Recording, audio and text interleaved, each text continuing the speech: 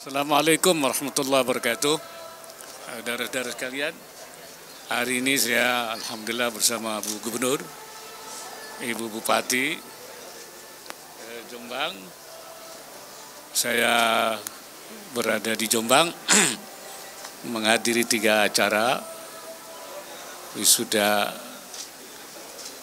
hafizah para penghafal perempuan, penghafal Quran perempuan tadi pagi.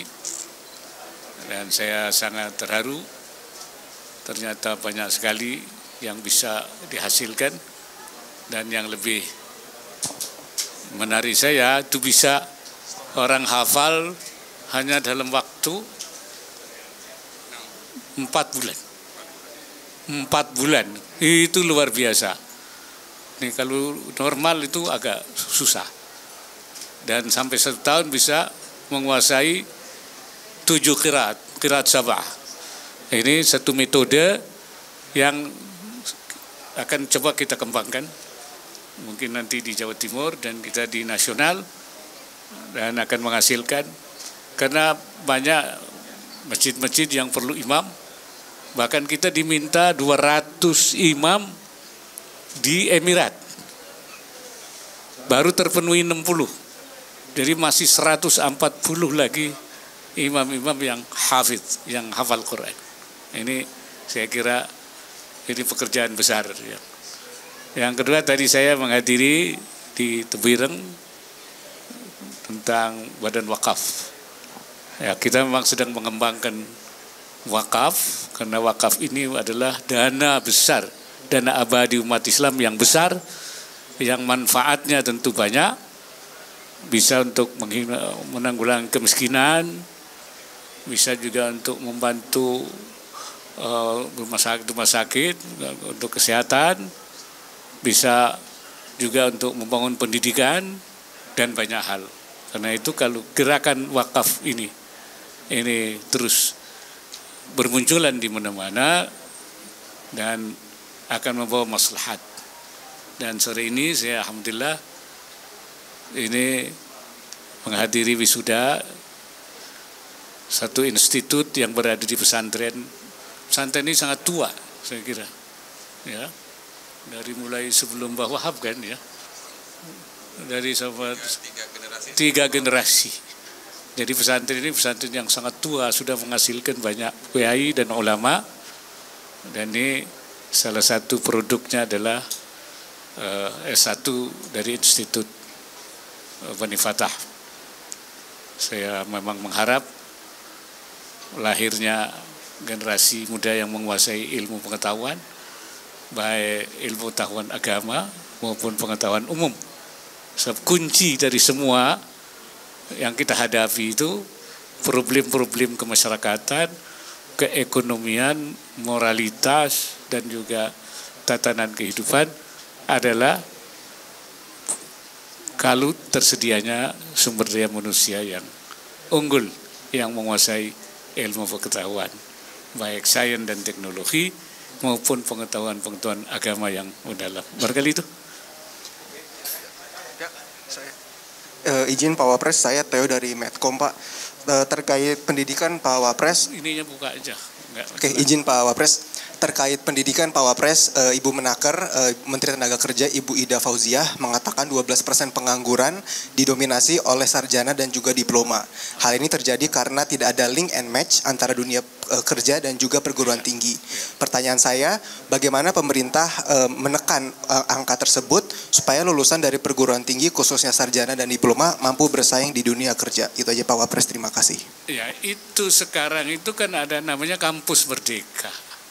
Jadi mahasiswa itu kan dilink-kan ya dengan industri, dengan berbagai kegiatan yang ada di perusahaan-perusahaan, masyarakat, sehingga mereka tidak lagi jadi sarjana yang tidak siap pakai, akhirnya pengangguran. Kemudian juga ada sekolah-sekolah vokasi, ya, politeknik macam-macam ya. Ada lagi yaitu BLK, pendidikan vokasi, ya, balai latihan kerja untuk skilling reskilling dan upscaling. Ini sebenarnya solusi yang sedang kemudian ada lagi sekarang sebutnya pelatihan prakerja ya juga yang pemerintah mengeluarkan kemarin beberapa triliun ya untuk kartu prakerja. Itu ternyata tamatannya banyak yang mandiri, bisa berwirausaha, dan juga banyak yang karena memiliki keterampilan kemudian bekerja diterima di tempat kerja. Saya kira itu usaha-usaha dan itu akan terus kita pacu. Assalamualaikum Pak Wapres, izin Pak, pekan depan kan kita akan memasuki bulan suci Ramadan Pak. Nah ini sudah kasus COVID kan sudah melandai Pak. Apakah pemerintah tetap membuat protokol kesehatan di musola atau masjid gitu Pak? Atau akan bebas sepenuhnya? Kemudian Pak, himbauan kepada takmir masjid dalam menyambut Ramadan seperti apa Pak? Terima kasih. Ya kalau pembatasan itu tidak ada, tapi kehati-hatian supaya tetap dijaga.